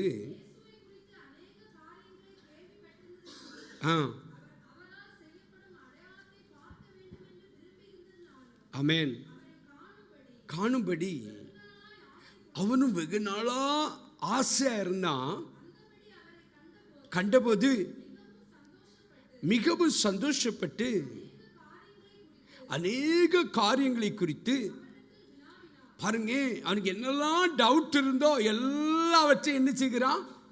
இயேசுவிடத்தில் கேள்விப்பட்டது எல்லாவற்றையும் கேட்கிறான். ஒன்று சொல்லல. பிரதான ஆசாரியரும் வேதபாரகரும் பிடிவாதமாக குற்றம் சாட்டிக் கொண்டே இருந்தார்கள். அப்பொழுது ஏரோது பாருங்க, ஆசையார்னு இவன் இப்போ கூட அவங்களோடு கூட சேர்ந்து என்ன செய்கிறான்? நிந்தித்து பரியாசம் பண்ணி மினுக்கான வஸ்திரத்தை அவர் கொடுத்தி மறுபடியும் அவன் பிலாத்துவினிடத்துக்கு அனுப்புகிறான். ஆமேன். அல்லேலூயா, அல்லேலூயா, அல்லேலூயா. பிலாத்து நல்ல கவனிங்க. இப்போ அவன் மறுபடியும் பிலாத்து சொல்லிட்டு இருக்கிறான். எல்லாரும் எந்த இடத்துல போனாலும் அந்த ஒரு ஆடு அடிக்கப்பட வேண்டுமே. குற்றமில்லை, குற்றமில்லை, குற்றமில்லை என்று சொல்ல வேண்டுமே. எல்லாரும் சொல்லிக்கொண்டே இருக்கிறார்கள். பிலாத்து இப்பொழுது சொல்லுகிறான், ஒரு குற்றத்தையும் அவரிடத்திலே நான் காணவில்லை. ஆமேன். உங்களிடத்தில் ஒரு குற்றத்தை காண்கிறேன். சொல்லுங்க பார்க்கலாம் என்னன்னு. நேரம் போக போக சிலர் கண்ணை மூடுகிறீர்கள். சுத்திரம். ஆமேன். இயேசு பட்ட மாதிரி அடிபட்டிருந்தா உறக்கமே வந்திருக்காது. ஆமேன். அவர் நமக்காக அடிபட்டார் பாருங்க. அவர் இயேசு சொன்னார் பாருங்க, இயேசு நம்மளை கெடுத்து போட்டார். அவர் சொன்னார், நீங்கள் சும்மா இருப்பீர்கள், நான் உங்களுக்காக யுத்தம் பண்ணுவேன். அங்கே பார்த்தாலும் பிரச்சனை தான். இதுக்கும் என்னிடத்தில் ஒப்பு கொடுங்க, உங்கள் வாழ்க்கையை ஒப்பு கொடுங்க, உங்கள் பாவத்தையெல்லாம் நான் மன்னிச்சிருவேன். சுத்துறோம். ஆமேன். அவர் நல்ல இயேசப்பா, நம்மை நேசிக்கிறார். ஆமேன். ஏன்னா அவருடைய பிள்ளைகளாகிய நம்மை அவர் எந்த காயமும் படுத்த விரும்பலை. அதனால நீங்கள் சுகமாக தூங்கக்கூடாது. சுத்திரம். 95% பார்க்குறீங்க. நீங்கள் உங்கள் கண்ணெல்லாம் நான் பார்க்குறேன், உங்கள் வெள்ளி கண்ணெல்லாம் என்ன பார்க்கட்டும். ஆமேன். அல்லேலூயா. எத்தனை பேர் புரியுது? என்னுடைய கர்த்தருடைய ஒரே வாஞ்சை, என்னுடைய வாஞ்சை எல்லாரும் இயேசுவை போல மாறணும். இயேசு ஏன் அடிக்கப்பட்டார்னு சரியாக அறிந்து கொள்ளணும். ஆமேன். ஏதோ அடிக்கப்பட்டார் சோத்திரம். அவர் அடிக்கப்பட்டால் போகிறாரு. சோத்திரம். நாங்கள் இன்னைக்கு மட்டும் இறைச்சி சாப்பிட மாட்டோம். சோத்திரம். இன்னைக்கு மட்டும் கஞ்சி குடிப்போம். சோத்திரம். நாங்கள் இன்னைக்கு மட்டும் பிரியாணி சாப்பிட மாட்டோம். ஏன்னா இயேசு அடிக்கப்பட்டா. சோத்திரம். இயேசப்பாவுக்கு அதில் விருப்பம், நம்ம மனம் மாறணும். ஆமேன். இதுவரை வாழ்ந்தது போதும். ஆமேன். இதுவரை நீங்கள் செல்லில் ஒளிச்சு ஃப்ரெண்ட்ஸ்கிட்ட பேசினது போதும். ஆமேன். தாறுமாறா ஜீவித்தது போதும். ஆமேன். அல்லேலூயா. கோல் சொன்னது போதும், எரிச்சல் கொண்டது போதும், பொறாமை கொண்டது போதும். ஆமேன். சோத்திரம். இன்றைக்கு இந்த இடத்தை விட்டு போகும்போது ஒரு புதிய மனுஷனாக போகணும், புதிய சிருஷ்டியாக போகணும். சிலரெல்லாம் பார்த்தீங்கன்னா தனக்கிட்ட நிறைய குற்றம் இருக்கும், ஆனால் அடுத்தவளை போய் குற்றம் சொல்லிகிட்டே இருப்பேன் அடுத்த வீட்டில். அந்த பழக்கமே இன்னைக்கு மாறணும். ஆமேன். ஆமேன். என்னென்ன தப்பு இருக்கோ, என்ன இயேசு நம்முடைய மீறுதல், ஏன்னா நம்ம எல்லாம் ஆமேன் ஆமேன் அடிக்கப்பட்டு நாம் நொறுக்கப்பட வேண்டியதான சூழ்நிலைமையில் இயேசு நமக்காக அடிக்கப்பட்டார். அதனால் இவ்வளவு தூரம் சொல்லிட்டே இருக்கார். ஒரு ஆட்டை போல ஆமேன் சொல்கிறோம். இயேசு ஏன் நமக்காக சிலுவையிலே இரத்தத்தை சிந்தினார், ஏன் மரித்தார். ஆமேன். அல்லேலூயா. அல்லேலூயா. சத்தம் ஒரு அல்லேலூயா சொல்ல மகன். அல்லேலூயா. அல்லேலூயா. கர்த்தருடைய நாமம் மகிமைப்படுவதாக. கவனித்துக் கொள்ளுங்க. ஆமென். சோத்திரம். இப்போ அவரிடத்தில் போன உடனே இப்போ நீங்கள் வாசிக்கலாம். யோவான் 19வது அதிகாரம் 2வது வசனம் வாசிங்க பார்க்கலாம். முள்ளுகளினாலே ஒரு முடியை பின்னி அவருடைய சிரசின் மேல் வைத்து பாருங்க, சிவப்பான ஒரு அங்கியை அவருக்கு உடுத்தி, யூதருடைய ராஜாவே வாழ்க என்று சொல்லி அவரை கையினாலே அடித்தார்கள். கர்த்தருடைய நாமம் மகிமைப்படுவதாக. அவன் சோத்திரம். நல்லா கவனித்துக் கொள்ளுங்க. இவன் பிளாத்து என்ன செய்கிறான்? அவன் அடித்து விட்டு விடலாம் என்று சொல்லி அவன் நினைத்து, கர்த்தருடைய நாமம் மகிமைப்படுவதாக, தலையில முள் முடியை சூட்டி அவன் அதை வைத்து அடிக்கிறான். எதற்காக? நம்முடைய சிந்தனையில் உள்ளதான பாவங்களை எல்லாம் அவரே சுமந்தார். இத்தனை பேர் புரியுது? நம்ம எல்லாம் அப்போ எவ்வளவு அக்கிரமம் செய்கிறோம், எவ்வளவு சிந்தனை கர்த்தரை குறித்ததான சிந்தை இல்லாதபடிக்கு உலக சிந்தனையிலே அப்படியே இருக்கிறோம்ல. சிலரெல்லாம் அவன் சுத்துறோம், காலையில் எழும்புன உடனே சிந்திப்பாங்க. சுத்துறோம். ஆமீன். ஜெபிக்க வேண்டும் என்று சொல்லி அல்ல, வேதத்தை வாசிக்கணும் இல்லை. சுத்துறோம். மதுக்கடைக்கு எப்போ போகலாம், இன்னைக்கு யார் எனக்கு வாங்கி ஊற்றுவா பிளான் பண்ணுவாங்க. காலையில் எழும்புன உடனே அந்த சிந்தனைக்கு தான் சிலர் காலையில் எழும்புன உடனே மொபைல் எடுத்து இன்னும் யாரெல்லாம் என்ன போட்டிருக்கிறாங்க. ஸ்தோத்திரம். கர்த்தரை தேட வேண்டியதானே. உறங்கும் போதே அப்படிதான். ஸ்தோத்திரம். ஒரு குட்டி ஜெபம் பண்ணுவாங்க. ஸ்தோத்திரம். ஆமென். கர்த்தாவே, நான் படுக்க போகிறேன். ஆமென், நீர் என்னை பாதுகாத்து கொள்ளும். ஸ்தோத்திரம். ஆனால் படுக்கும்போதே எப்படி நினச்சிட்டு படுப்பாங்க, காலையில் எழும்பி என்ன அக்கிரமம் பண்ணலாம். அதுக்காக தான் கர்த்தர் முள்முடியினால அவருக்கு தலையில் அவரே காயத்தை ஏற்றுக்கொண்டார். நம்ம தீய சிந்தனைகள், தீய எண்ணங்கள், யாரை கெடுக்கலாம், யாருக்கு சொத்தை அபகரிக்கலாம், கோர்ட்டில் போய் எப்படி வழக்கு போடலாம், சுத்துறோம் என்னெல்லாம் அக்கிரமம் பண்ணலாம். சுத்துறோம். நம்ம பிஸ்னஸ் பண்ணும்போது எப்படி ஏமாற்றலாம், எப்படியெல்லாம் கிரியைகள் உண்டோ அப்படியெல்லாம் யோசிப்பாங்க. பிள்ளைகளுக்கு எக்ஸாம் பண்ணால் நம்ம பிள்ளைகள் நல்ல பிள்ளைங்களாக்கும். சுத்துறோம். காலையிலே எழும்பி இருந்து ஃபிட் எழுதிட்டே இருப்பாங்க. காப்பி அடிக்க எங்கே வச்சு கொண்டு போகலாம், எப்படி கொண்டு போகலாம், ஸ்தோத்திரம், என்னெல்லாம் செய்யலாம். அக்கிரம சிந்தை. ஆமென். புரியுதா? இன்னைக்கு ரட்சிக்கப்படுவீங்களா? மனம் திரும்புவீங்களா? தேவைக்கு மொபைலில் யூஸ் பண்ணுங்க. ஆமென். யாராவது ஃபோன் பண்ணுவாங்க. தேவையான நிறைய காரியம் இருக்கிறது.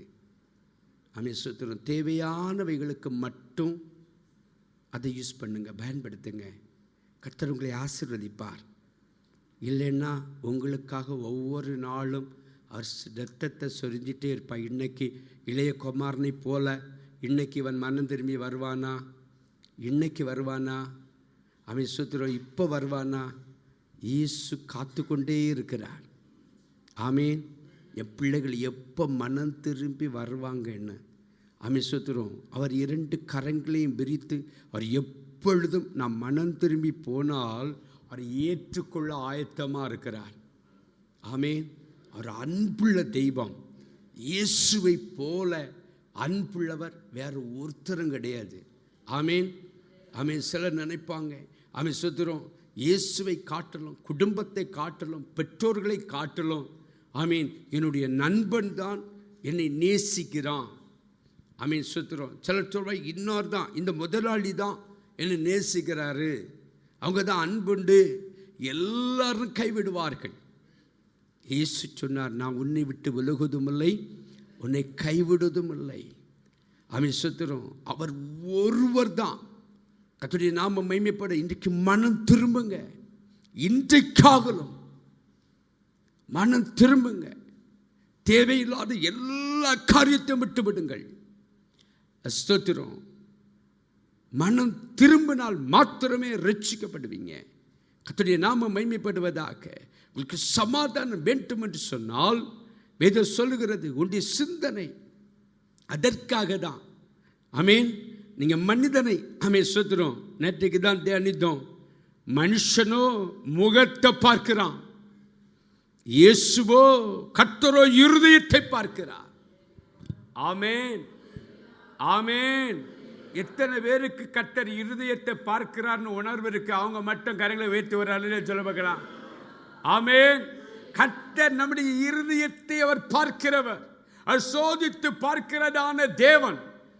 அதனால தான் அவருடைய தலையில முள்முடி சூட்டப்பட்டு சிகப்பு அங்கியை அவருக்கு உடுத்தி சொத்திரம் வரி பரியோஷம் பண்ணி சொத்திரம் பிலாத்து அவர்களை நோக்கி சொல்லுகிறான், இதோ இந்த மனுஷனை நீங்கள என்ன வேணுமோ செய்யுங்கள்.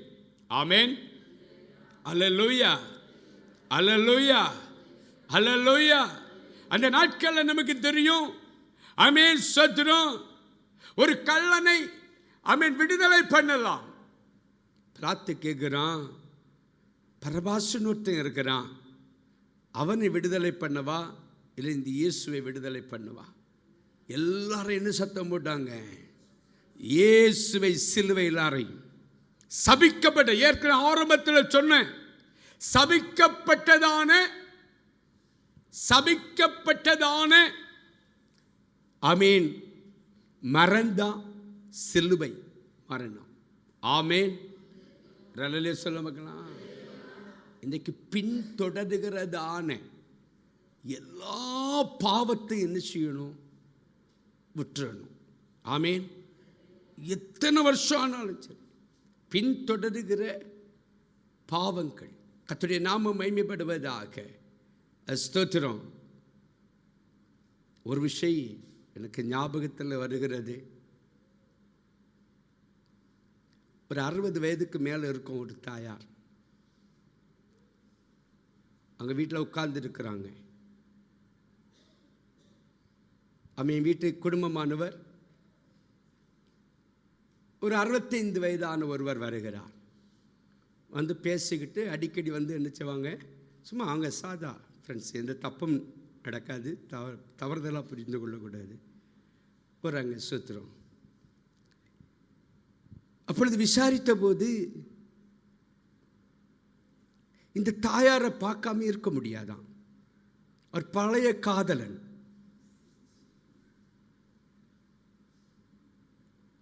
அறுபத்தஞ்சு வயசுல பின்தொடருகிறார்.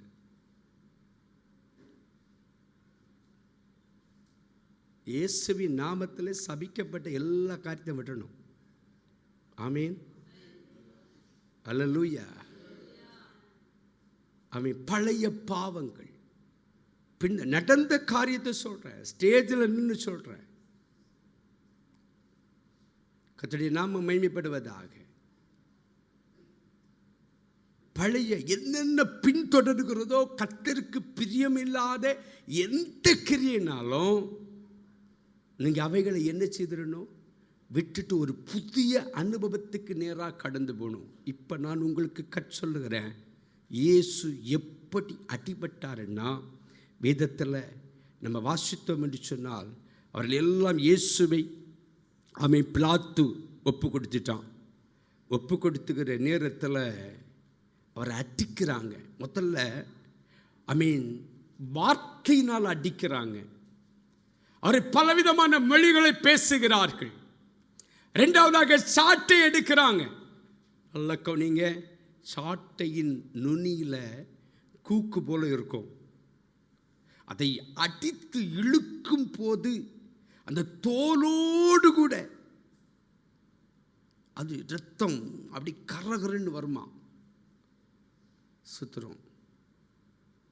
பவுலும் அப்படி அடிபட்டிருக்கிறான். அப்படி இயேசுவை அடிக்கிறாங்க. நீங்கள் இந்த ஃபோட்டோவில் பார்க்குற மாதிரி ஒன்றும் இல்லை, சினிமாவில் பார்க்குற மாதிரி இல்லை. சுத்திரம். அவருக்கு சரீரத்தில் ஒரு சொட்டு ரத்தம் கூட கிடையாது. சுத்திரம். அப்படி அவரை முழுமையாக அடிக்கிறாங்க. சுத்திரம். இப்போ சிலுவையை அவருக்கு அதுக்கு மேலே கோலால் அடிக்கிறாங்க. எல்லாம் வசனத்தை வச்சு தான் சொல்றேன். அடுத்து அவருக்கு மேலே அந்த சிலுவையை சுமக்கும்படியாக அதை தூக்கி வைக்கிறாங்க. அந்த சிலுவை சரித்திர ஆசிரியர்கள் சொல்லுகிறாங்க 150 கிலோ இருக்கும் என்று சொல்லி, 3 சிமெண்ட் முடைக்க வெயிட்.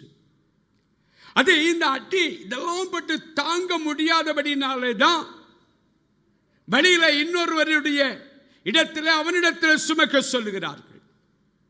இயேசு பாருங்க, அங்க போகிறது வர, அந்த சிலுவை கொல்கதா மலைக்கு போகிறது வர அடிபட்டு அவரை நொறுக்கி சுத்திரம் வேதனையோடு கூட அது ஒரு வார்த்தை கூட சொல்லலை. வேதம் சொல்லுகிறது ஆட்டை போல அவர் பேசாமல் இருந்தார். நான் முதல்ல உங்களுக்கு சின்ன சின்ன அக்கிரமங்களை ஞாபகப்படுத்தினேன். என்னெல்லாம் அக்கிரமம் உண்டோ இவைகளுக்காக, இவைகளில் இருந்து நம்மளை விடுவித்துக் கொள்ளும்படியாக சுத்திரம் அவர் இப்போ பாடுபடுகிறார் நமக்காக. யாரும் அப்படி நமக்காக பாடுபட மாட்டாங்க. ஒரு தெய்வம். ஆமென். அப்படியே கொண்டு போய் சிலுவையில் அவரை படுக்க வச்சு ஆணி எடுத்து, கூடாரம் அணிகிற ஆணி அதை எடுத்து அரைகிறாங்க, காலில் அரைகிறாங்க. அவர் துடிச்சுட்டே இருக்கிறாரு. ஸ்தோத்திரம். வேதம் சொல்லுகிறது அவர் குற்றமற்றவர், குற்றமற்றவர். ஒரு குற்றம் கூட அவரிடத்தில் இல்லை. இயேசு ஏன் சிலுவையில் மரித்தார்? ஸ்தோத்திரம். அடிக்கப்படுகிறார், ஒவ்வொரு நிமிடமும் அடிக்கப்படுகிறார். பாருங்க, இதெல்லாம் அடி வாங்கிட்டு அவர் சிலுவையில் தொங்கி இருக்கிறார். எல்லாரையும் பார்க்கிறார். கர்த்தருடைய நாமம் மகிமைப்படுவதாக. அதிகாரிகள் நிற்கிறாங்க. ஒரு பக்கம் தூஷணம், ஒரு கூட்டத்தார் சொல்லுகிறாங்க, நீ தேவனுடைய குமாரன் தானே, இறங்கி வாரும். பரியாசம். நான் வேதம் சொல்லுகிறது சுத்திரம், என் ஜனங்கள் ஒருபோதும் வெட்கப்பட்டு போவது இல்லை. இயேசு நமக்காக சிலுவையில் பட்ட பாடுகள் நீங்கள் நினைக்கிற மாதிரி, நான் நினைக்கிற மாதிரி, சினிமாவில் பார்க்குற மாதிரி அல்ல, பிக்சரில் பார்க்கறது மாதிரி அல்ல. அவ்வளவு தூரம் அவர் அடிக்கப்பட்டார். அவருடைய அன்பை போல ஒரு அன்பு உலகத்தில் இல்லை. அவர் அடித்து விட்டு, நல்ல கவனிங்க சுத்திரம். இப்போதான் அவர் சொல்லுகிறாரு, பிதாவே இவர்களுக்கு மன்னியும், இவர்கள் செய்கிறது, தாங்கள் செய்கிறது இன்னதென்று சொல்லி என்ன செய்யாதீங்க. ஏன் அப்படி மன்றாடினார் தெரியுமா? பிதாவானவர் சும்மா இருக்கிற தேவன் அல்ல. மோசைக்கு விரோதமாக கோராகு எழும்பின போது பூமி அதிர்ச்சி உண்டாக்கி மண்ணை பிளந்து உயிரோடு கூட புதைத்த தேவன். அவருக்கு விரோதமாக எகிப்தின் இருந்து புறப்பட்டு இஸ்ரவேல் ஜனங்கள் புறப்பட்டு வந்தபோது சத்துருக்களை தண்ணீரில் மூழ்கடித்தவர். தன்னுடைய குமாரனுக்காக அவர் சும்மா இருப்பாரா? சத்துரம். அவருடைய சித்தத்தை அவர் நிறைவேற்றினாலும் பிதாவானவர் சும்மா இருக்கவே மாட்டார். அதனால்தான் இயேசு சொல்றாரு, நான் மன்னிச்சிட்டேன், நான் இவங்களை மன்னிச்சிட்டேன், நீரும் மன்னிப்பீராக. பிதாவே இவர்களை மன்னி, இவருடைய அக்கிரமங்களை மன்னியும், இவர்கள் சொன்ன வார்த்தைகளை மன்னியும், இவரை மன்னிப்பீராக. ஏன்னா ஆக்கினை தீர்ப்புக்கு நேராக அது கடந்து போகணும். வேதத்தில் சொல்லப்பட்டிருக்க பாருங்க, அந்த மன்னிப்புன்னு சொல்லும் போது, இப்போ ஒரு தாயார் இல்லைன்னா ஒரு தகப்பனார் ஒரு பிள்ளையை அடிப்பதற்கு, மன்னிப்புனா இதான், அடிப்பதற்கு ஒரு கம்பை எடுத்துட்டு ஓடி வர்றாங்க, பிள்ளை நின்றுட்டே இருக்கு, சேர்த்துரும். எங்கள் அம்மா வந்து சொல்கிறாங்க, ஒரு தடவை விட்டுருங்க, அடிக்கண்டாம். உடனே அவர் கம்பை கீழே போடுறாரு பாருங்க. ஆனால் அவன் குற்றவாளி, அடிக்கப்படணும், தண்டனைக்கு உட்பட்டவன். ஆனால் கம்பை இப்போ கீழே போட்டாச்சு, மன்னிச்சு விட்டாச்சு. அதான் மன்னிப்பு. புரிந்து கொள்ளுங்க, நாம் தண்டனைக்கு உட்படப்பட வேண்டியவர்கள். நாமெல்லாம் நம் செய்த அக்கிரமத்துக்காக நொறுக்கப்பட வேண்டியவர்கள், அக்கினி கடலுக்கு போக வேண்டியவர்கள். இயேசு சிலுவையில் மரித்தபடினால நம்முடைய பாவங்களை எல்லாம் மன்னித்தார். சரியான ஒரு வார்த்தை இருக்கு பாருங்க. மீகா தீர்க்கதரிசியின் புத்தகம் 7வது அதிகாரம் 18-19 வசனத்தை வாசிங்க பார்க்கலாம்.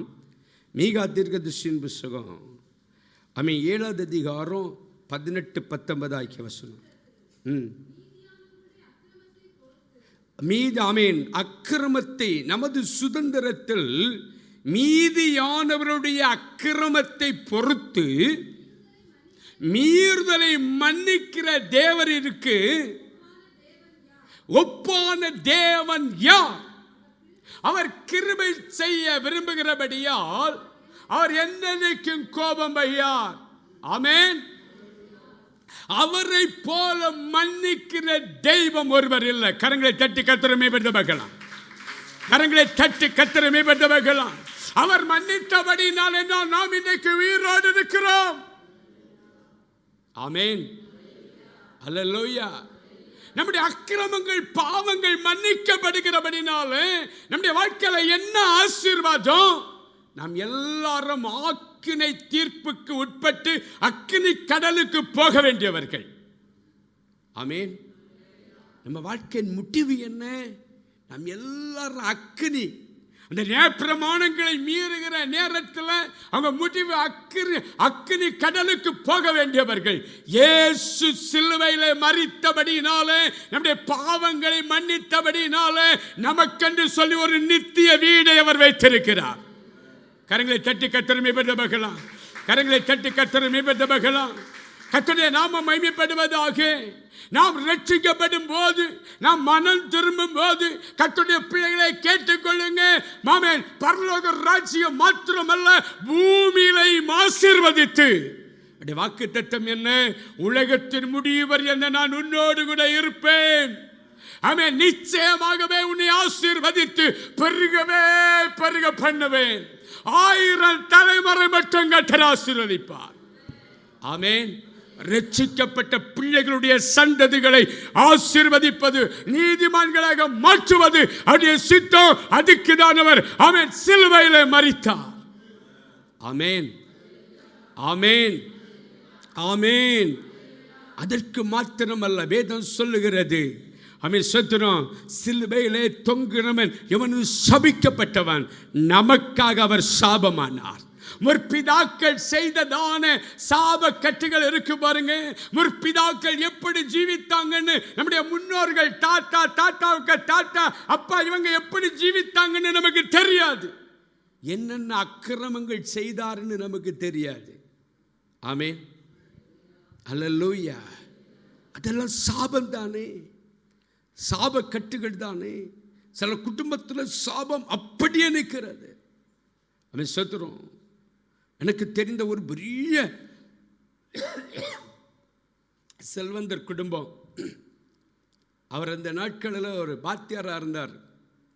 ஒய்ஃபுக்கு தங்கச்சிய சுத்துறோம் ஏதோ ஒரு காரணத்துக்காக கொன்று கிணத்துல போட்டார். யாரும் பயந்து காட்டி கொடுக்கல, இவர் தான் கொண்டாருன்னு சுத்துறோம். அப்படிப்பட்ட கொடூரமான காரியத்தை செய்தார். ஆனால் இன்னைக்கு பார்த்தீங்கன்னா சொத்துக்கள் இருக்கிறது, ஆனால் எல்லாம் முள்ளுகாடு தான். பிள்ளைகள் 4 பிள்ளைகள் உண்டு. நான் ஒருவர் சென்னையில் இருக்கிறார். என்னுடைய மகளுடைய மேரேஜ் சீட்டு கொடுக்க போனேன். அவராவது நல்லா இருப்பாருன்னு. அவர் பார்த்தா எல்லாரோட கேட்டுக்கிட்டு இருக்கார். ஒரு முன்னேற்றம் இல்லை, பின் சந்ததிகள் முன்னேற்றம் இல்லை, சாபம். ஆனால் இதே சாபமுடையவர்கள் இயேசுவை சொந்த இரட்சகராக ஏற்றுக்கொண்டால், அவருடைய கல்வாரியை நோக்கி பார்த்தால், சேலஞ்ச் பண்ணி சொல்லுகிறேன், அவருடைய சாபங்களை மாற்றுகிறவர், இன்றைக்கும் அற்புதத்தை செய்து அவர் உயிர்ப்பிக்க போதுமானவர். அதனால நான் சொல்லுகிறோம், இயேசு உனக்காக சாபமானார், இயேசு அன்றைக்கு நீ வா. ஆமென்.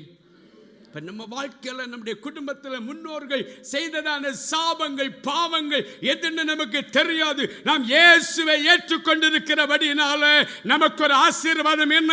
பூமியிலும் நம்மை கர்த்தர் ஆசீர்வதிக்கிறார், பரலோகத்திலும் அவரோடு கூட சேர்த்துக் கொள்கிறார். எத்தனை பேர் விசுவாசிக்கிறீங்க? எத்தனை பேர் விசுவாசிக்கிறீங்க? நித்திய ஜீவனை அவர் தருகிறார். ஆமென். மூன்றாவது ஆசீர்வாதம் என்ன? அவர் வாக்குத்தத்தம் பண்ணினபடி ஸ்திரீக்கும் உனக்கும் உன் வித்துக்கும் அவள் வித்துக்கும் பகை உண்டாக்குவேன். ஆதியாகமம் 3:15 அவர் உன் தலையை நசுக்குவார். இயேசு கிறிஸ்து பிசாசுடைய தலையை நசுக்கி விட்டார். கரங்களை தட்டி கர்த்தரை மேம்படுத்த பார்க்கலாம். கரங்களை தட்டி கர்த்தரை மேம்படுத்த பார்க்கலாம். அதனால பிசாசு கர்த்தருடைய பிள்ளைகள் அவருடைய இரத்தத்தினாலே மீட்கப்பட்டவர்கள். ஆமென். யாருடைய வீட்டின் நிலைக்கால்களில் எல்லாம் இயேசுவுடைய இரத்தம் பூசப்பட்டிருக்கிறதோ அங்கேதான் வேதம் சொல்கிறது, வாதை உன் கூடாரத்தை அணுகாது. ஆமென். உனக்கு எதிராக எழும்புகிற எந்த ஆயுதம் வாய்க்காது. யாக்கோபுக்கு விரோதமான மந்திரவாதமும் அல்ல, இஸ்ரவேலுக்கு விரோதமான குறி சொல்லுதலும் அல்ல. கர்த்தர் நம்மை வேலி அடைத்து பாதுகாக்கிறார். ஆமென். சாமேன். பிசாசுடைய கிரியையில் இருந்து நம்மளை விடுவித்து சமாதானத்தோடு கூட அவர் நடத்துகிறார். ஆமென். நான்காவது பார்த்தீங்கன்னா 1000 வருஷம் அரசாட்சியில் அவரோடு கூட உலாவும்படி கர்த்தர் கிருபை கொடுக்கிறார். ஆமென். அல்லேலூயா. யாருக்கு இந்த கிருபைகள் பாருங்க, யாருக்கு இந்த ஆசீர்வாதம்.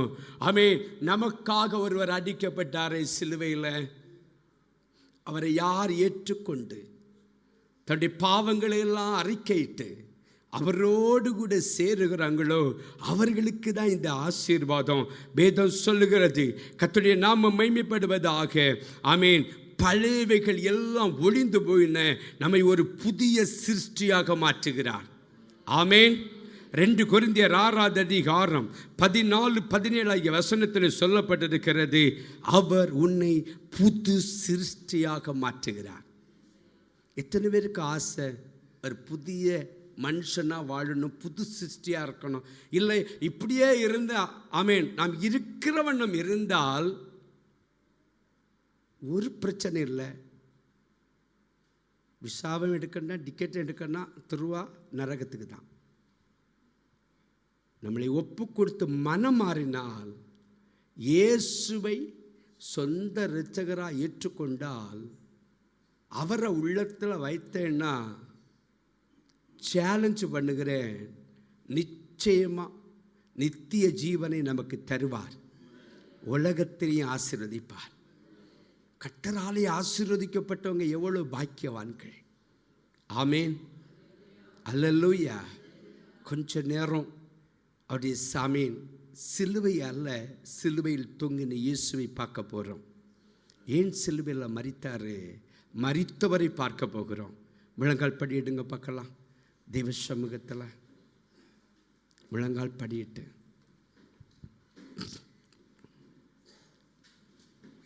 நமக்காக மரித்தவரை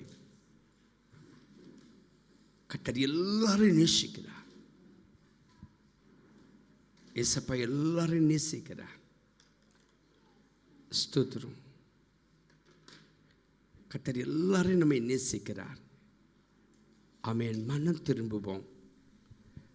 ஆமென். ஸ்தோத்திரம். பிடிவாதங்கள் எல்லாம் விட்டுருவோம். இயேசுவுக்காக அவர் சிலுவையில் சொன்ன வார்த்தைகள், பிதாவே இவர்களுக்கு மன்னி, இன்றைக்கு நீ என்னோடு கூட பரதீசில் இருப்பாய், அதோ உன் மகன், அதோ உன் தாய். ஆமென். என் தேவனே, என் தேவனே, நீர் என்னை ஏன் கைவிட்டீர்? தாகமாக இருக்கிறேன், முடிந்தது, என் ஆவியை உம்மிடத்தில் ஒப்புக் கொடுக்கிறேன். இந்த வசனங்கள் எல்லாம் தெரியும். ஆமென். நாம் இப்பொழுது தியானித்தவைகளும் நமக்கு தெரியும். ஆனாலும் பவுல் சொல்லுகிறான், திரும்ப திரும்ப ஆமென், நான் உங்களுக்கு உபதேசம் பண்ணுவது உங்கள் ஜீவன் பலப்படாது ஏதுவாக இருக்கும் என்று சொல்ல. இந்த நாட்களில் கர்த்தருடைய சமூகத்தில் இயேசுவை ஏற்றுக்கொண்டு அவருக்காகவே ஜீவிக்க நம்மளை ஒப்பு கொடுக்கோமா? இப்ப ஒருவரும் ஆமென் ஜெபிக்கிற நேரத்தில் உங்க வாழ்க்கையில ஜெப விண்ணப்பத்தை வைக்கண்டாம். இயேசப்பா, நீர் எனக்காக அடிக்கப்பட்டீரப்பா, நீர் எனக்காக சிலுவையில மரித்தீர், என் அக்கிரமத்தை, என்னுடைய பாவத்தை, நம்மிடத்தில் பாவம் இல்லை என்று சொன்னோம் என்று சொன்னால் நம்மை நாமே வஞ்சிக்கிறவர்களாக இருக்கிறோம். ஆமென். நம்மிடத்தில் குறைகள் உண்டு, நமக்கு தெரியாது. சில நேரம் சில பாவங்கள் தெரிந்து செய்கிறோம், சில பாவம் தெரியாமல் செய்கிறோம். இயேசு நமக்காக மரித்தார், உங்களை நேசிக்கிறார். இசப்பட்ட அறிக்கையிடுங்க. இயேசுவே என்னை மன்னியும் அப்பா, எந்த பெரிய பாவனாலும் மன்னிப்பா, அதை அறிக்கை செய்து விட்டு விடுங்க. ஆமென். ஸ்தோத்திரம் ஆண்டவரே. தேங்க்யூ ஜீ.